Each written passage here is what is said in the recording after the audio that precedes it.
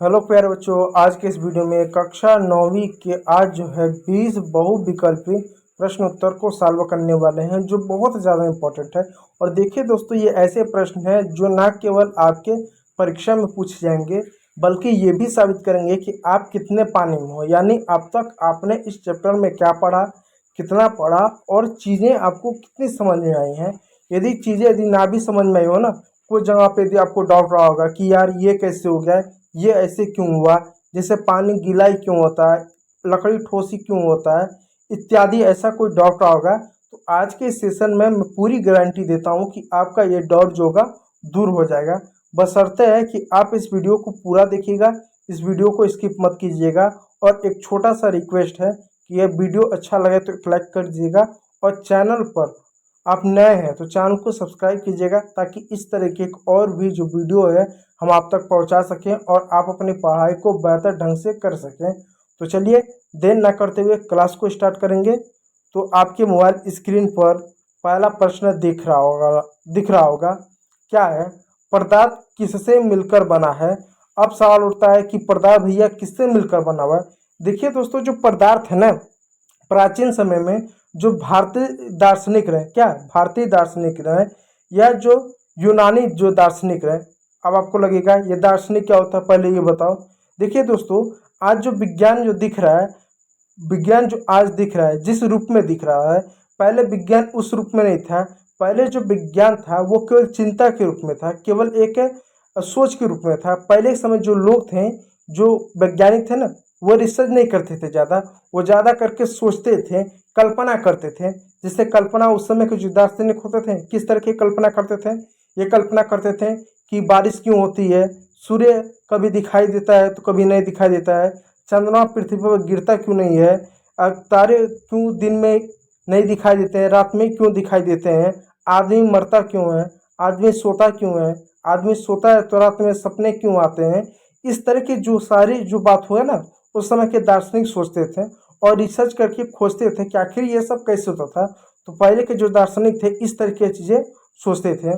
तो प्राचीन समय में जो भारतीय जो दार्शनिक हुए और जो यूनान के दार्शनिक हुए, वो कहते थे कि जो पदार्थ है वो क्या, वो पंच तत्व से मिलकर बना। क्या? पंच तत्व से मिलकर बना। पंच तत्व क्या है? हमारा धरती है, आकाश है, वायु है, वायु है, जल है और अग्नि है। इन 5 चीज़ों से मिलकर क्या हमारा जो है पदार्थ बना हुआ है। यानी इस ब्रह्मांड में, इस धरती पर, इस संसार में जो कुछ भी आप देखोगे, उन प्राचीन दार्शनिकों के अनुसार इन 5 चीज़ों से ही मिलकर बना हुआ है। ये कौन मानता था? प्राचीन के समय जो दार्शनिक रहे, या जो प्राचीन समय जो वैज्ञानिक रहे, वो मानते थे। लेकिन आज के क्या, आज के जो वैज्ञानिक है उनकी विचारधारा अलग है। वो मानते हैं कि ठीक है, ये तो एक हिसाब से ठीक है, लेकिन वो मानते हैं कि पदार्थ केवल इतने से काम नहीं चलेगा कि पदार्थ किससे मिलकर बना। वो मानते हैं कि जो पदार्थ है वो परमाणुओं से मिलकर बना हुआ है। किससे मिलकर बना हुआ? परमाणुओं से मिलकर बना है। अब आपके मन में सवाल आएगा कि परमाणु क्या है। देखिए दोस्तों, ये एक क्या है, लोहा ले लो, लोहा ले लो, सोना ले लो, सोना ले लो, चांदी ले लो, कोई भी एक टुकड़ा ले लो। हमने यहाँ पर क्या किया, एक लोहे का टुकड़ा लिया। अब इस लोहे के टुकड़े को तोड़ो, ये 2 टुकड़े होगा, उस टुकड़े को और तोड़ो, ये 4 होगा, 4 से 10 होगा, 20 होगा। ये इस टुकड़े को तोड़ते जाओ, तोड़ते तोड़ते तोड़ते तोड़ते एक समय आएगा एकदम छोटा सा टुकड़ा हो जाएगा। एक समय ऐसा आएगा कि ये टुकड़ा इतना छोटा हो जाएगा, इतना छोटा हो जाएगा कि हम उसके और टुकड़े नहीं कर पाएंगे। यानी आप इस लोहे को तोड़ते तोड़ते तोड़ते तोड़ते समय इतना छोटा कर देते हो कि भाई अब वो नहीं टूटेगा। तो जब वो नहीं टूटेगा तो वो छोटा जो हिस्सा है ना, उसी को हम परमाणु कहेंगे। परमाणु इतना छोटा होता है, मैं उसके साइज को बता रहा हूँ। यानी वो किसी भी वस्तु का वो अंतिम टुकड़ा जो ना टूटे वो परमाणु है। तो इतने छोटे छोटे परमाणुओं से मिलकर क्या पदार्थ बना हुआ है। अब आपको बताया ही गया पदार्थ क्या है। मैं पदार्थ हूँ, आप भी पदार्थ है, टीवी, फ्रिज, कूलर, गाय, भैंस, बकरी, जो कुछ भी है वो सब पदार्थ हो। चाहे रेत का एक कण हो, चाहे पानी का एक बूंद हो, वो सब कुछ पदार्थ हो। इसको हम लोगों ने पहले ही पढ़ रखा है, ठीक है। तो कोई पूछे पदार्थ किससे मिलकर बना है, तो पदार्थ परमाणुओं से मिलकर बना हुआ है। इस बात को याद रखिएगा। चलिए दूसरा प्रश्न आपके मोबाइल स्क्रीन पर, गैसीय अवस्था की कौन सी विशेषता होती है, यानी जो गैस होता है उसकी अवस्था कौन सी है, उसकी अवस्था की विशेषता बताइए। यानी जो गैस होता है वो कैसा होता है, वो एकदम आवारा टाइप का होता है, वो कहीं भी खाली जगह पर तो घुस जाएगा, इस तरह का होता है। तो उसकी विशेषता क्या है? ऑप्शन ए निश्चित आकार होता है, ऑप्शन बी निश्चित आयतन होता है, ऑप्शन सी दोनों निश्चित होता है, ऑप्शन सी कोई आकार नहीं कोई आयतन नहीं। अब सवाल होता है आकार तो ठीक है भाई, हवा का कोई आकार नहीं, हवा को इस तरह के सिलेंडर में यदि आप डालो, हवा को यदि आप इस तरह के सिलेंडर में जब डालो तो हवा उसमें भी चला जाएगा, हवा को इस तरह के सिलेंडर में डालो तो उसमें भी चला जाएगा, हवा को जो है इस तरह के सिलेंडर में भी डालो गोल तरह के उसमें भी चला जाएगा। हवा को का तो कोई आकार नहीं होता है। लेकिन यह आयतन क्या हुआ? आयतन का मतलब दोस्तों कि जो आयतन भी इसका नहीं होता। अब ऐसा एग्जाम्पल तौर पर समझिएगा, ठीक है, मैं दो आपको एग्जाम्पल लिख दे रहा हूँ। पहले पेन का कलर चेंज कर लूँ, इसको हम लोग पीला कर देते हैं, ठीक है। मान लीजिए मेरे पास क्या है, यह एक बाल्टी है, क्या है, जिसमें 10 लीटर मान लीजिए पानी भरा हुआ है, ठीक। अब मैं इस 10 लीटर के पानी को यदि मैं क्या करूँगा, एक एक लीटर के बॉटल में भरूँ, एक एक लीटर के 10 बॉटल में भरूँ, ऐसा, ठीक है। 10 बॉटल में, 10 बॉटल बनाना पॉसिबल नहीं है, इतना काम चला दिए, 10 बॉटल में भरूँ तो क्या होगा, जो पानी होगा, जो पानी होगा वो उसके सतह पर ही इतना ही रहेगा, इतना ही रहेगा, इतना ही रहेगा, इतना ही रहेगा, इतना ही रहेगा। इतना ही क्यों रहेगा? क्योंकि 10 लीटर का बॉटल है, ये भी मान लीजिए ये भी 10 लीटर का सब बॉटल है, यानी ये भी 10 लीटर का बॉटल है, ये भी 10 लीटर का बॉटल है। उन सभी 10 लीटर के बॉटल में मैं एक एक लीटर ही पानी भर रहा हूँ। इसमें भी 1 लीटर, इसमें भी 1 लीटर, इसमें भी 1 लीटर, इसमें भी 1 लीटर, इसमें भी 1 लीटर। अब जो पानी होगा ना, उस पानी की एकदम सबसे निचली सतह पर ही होगा, सबसे निचली सतह पर होगा, सबसे निचली सतह पर होगा। और ऊपर का जो सतह आपका होगा, क्या होगा, ऊपर का ये जो सतह होगा ये खाली होगा, ये खाली होगा, ये खाली होगा, ये सब खाली होगा। ये किसके साथ होगा? पानी के साथ होगा।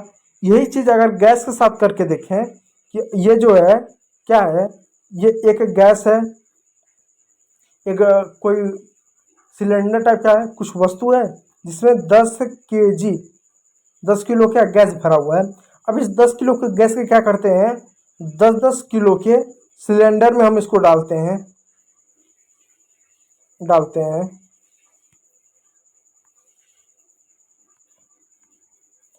डालते हैं।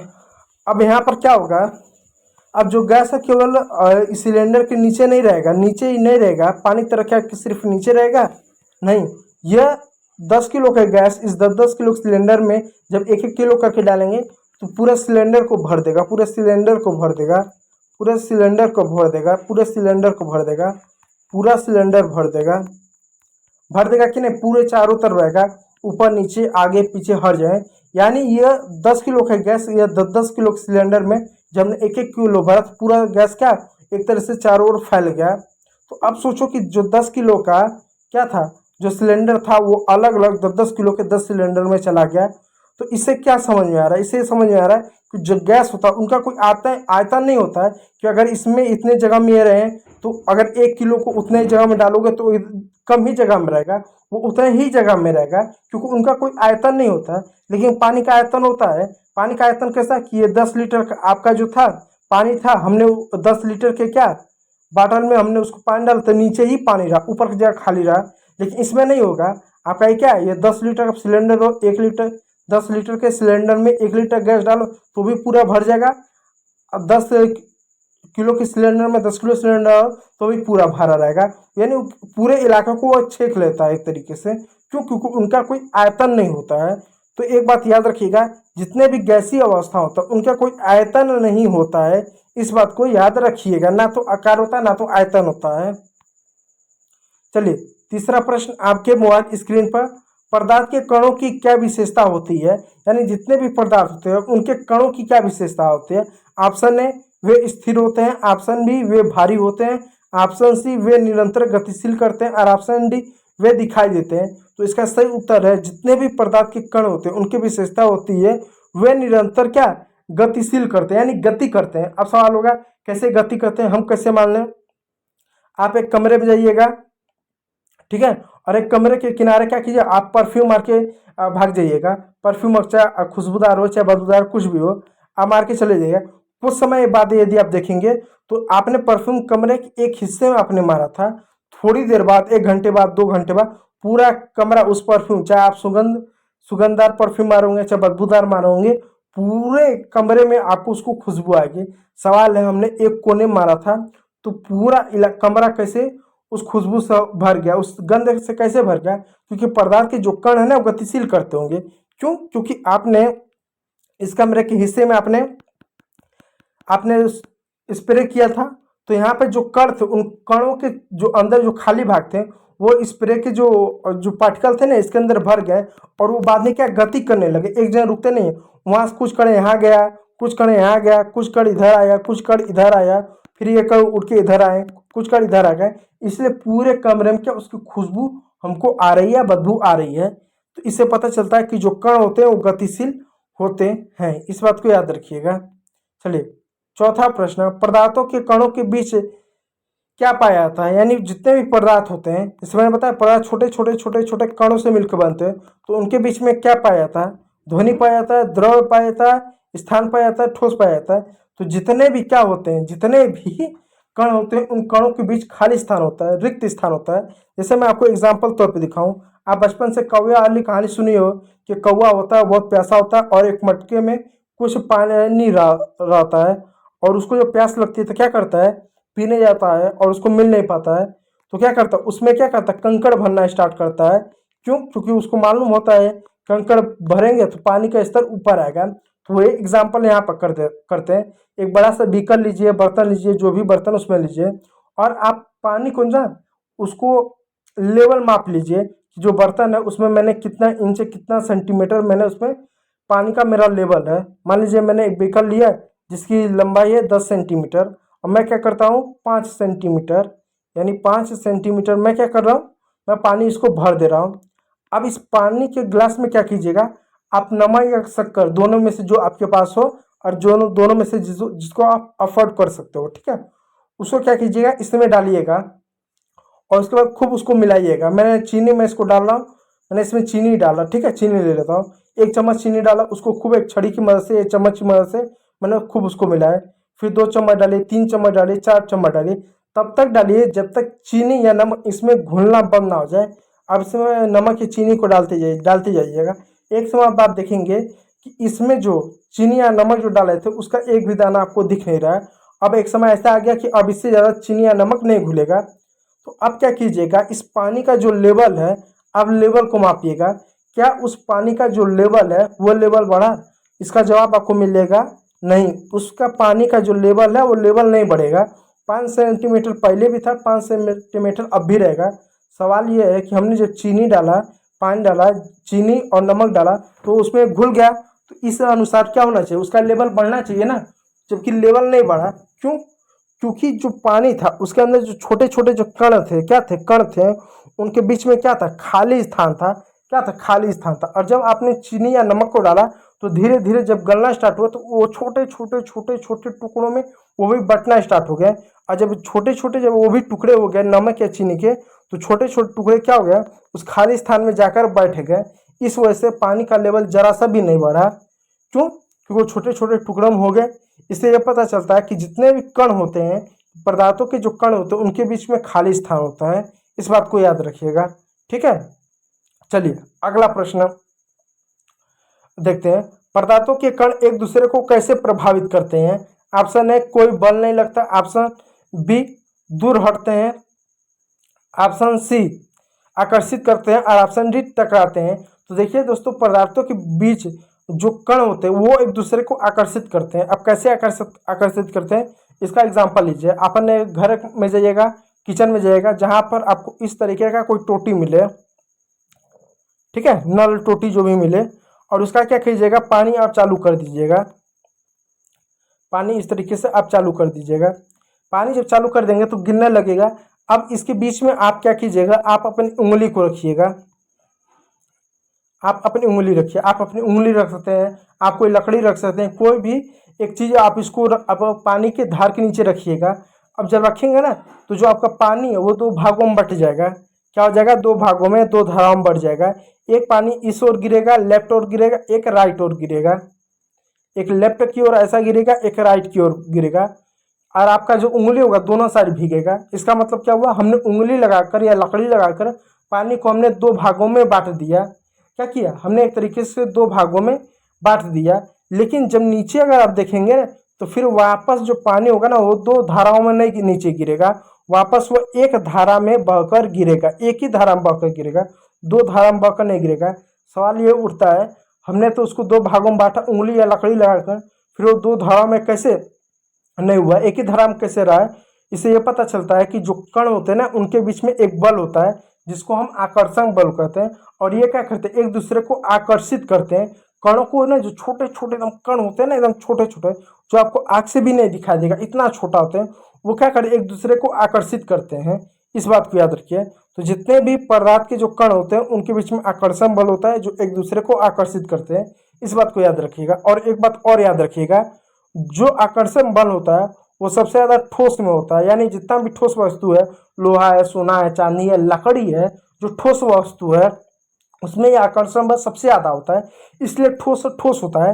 लकड़ी क्यों ठोस होता है, क्योंकि उसके जो छोटे छोटे छोटे छोटे कण होते हैं वो एक दूसरे को ज्यादा आकर्षित करते हैं, एक दूसरे को एकदम बांध कर रखते हैं, इस वजह से बहुत ठोस होता है। जबकि आप पानी ले लीजिए, आप द्रव ले लीजिए, आप पानी में द्रव, आप द्रव में पानी को लीजिए, तेल को लीजिए, इस तरह के जो पदार्थ लीजिए, उनके जो छोटे छोटे कण होते हैं ना वो एक दूसरे को बहुत ज़्यादा बांध के नहीं रखते, वो मध्यम में रखते हैं। ना तो बहुत ज़्यादा बांध के रखते हैं, ना तो बहुत ज़्यादा खुला रखते हैं, इसलिए वो कैसे एकदम लिक्विड टाइप का होता है। जबकि वहीं पर आप देखें, जब आप गैस को देख लें तो जो गैस के जो कण होते हैं एक दूसरे के, वो बहुत ज़्यादा आकर्षित करते हैं, वो बहुत कम आकर्षित करते हैं। यानी उनमें आकर्षण बल नहीं होता है, वो एक दूसरे से बहुत दूर दूर होते हैं, बहुत दूर दूर होते हैं। इस वजह से वो देख सकते हैं गैस, इस वजह से देख सकते हैं जब गैस से कहीं पर निकलता है ना, जैसे घर में किचन का जो एलपीजी गैस हो गया, कोई परफ्यूम छिड़काव कर दे, कुछ भी इस तरह का जो सुगंध हो गया, चाहे बदबू हो गया, चाहे खाने का सुगंध हुआ, वो आप तक क्यों आता है, क्योंकि उनमें आकर्षण बल ना के बराबर होता है, वो एक दूसरे का आकर्षित नहीं करते, वो सारे कण एक दूसरे से दूर भागते हैं, इसलिए आपको खुशबू बदबू ज़्यादा दूर तक आपको मिलता है। तो इस बात को याद रखिएगा। चलिए छठवां प्रश्न, ठोस अवस्था की प्रमुख विशेषता क्या है, यानी जो ठोस अवस्था की प्रमुख विशेषता क्या है। ऑप्शन ए निश्चित आकार होना, ऑप्शन डी कोई आकार ना होना, ऑप्शन सी उड़ती है, और ऑप्शन डी बहती है। यानी ये उड़ती है मतलब बहती है, यानी क्या इसमें गति करने की मात्रा होती है, क्या ये बहाव होता है इनमें। तो इसका सही होता है निश्चित आकार होता है। यानी जितने भी ठोस वस्तु हैं उनका अपना एक निश्चित आकार होता है। क्यों उनका निश्चित आकार होता है, क्योंकि कण जो होते हैं एक दूसरे को ज़्यादा आकर्षित करते हैं। आकर्षण की वजह से क्या होता है, उनके कण बहुत पास होते हैं, इस वजह से वो ठोस होते हैं। इस बात को याद रखिएगा। द्रव अवस्था की क्या विशेषता है, अनिश्चित आकार होना, अनिश्चित आयतन होना, कोई आयतन नहीं होना, गैसीय गुण होना। तो इसका सही उत्तर है निश्चित आयतन होना। यानी क्या उनका निश्चित आयतन होता है कि 5 लीटर जो है तेल है, इस 5 लीटर तेल को इस तरह गोल टाइप के 5 लीटर में डालोगे तो पूरा एरिया कवर करेगा, क्योंकि उसकी और उसकी क्वांटिटी तो सेम है ना, इसकी कैपेसिटी सेम है, ये भी 5 लीटर का, ये भी 5 लीटर का, साइज चेंज है ना, आकार चेंज है, कैपेसिटी तो उतना है, तो आयतन निश्चित होता है पानी का। इस बात को याद रखिएगा।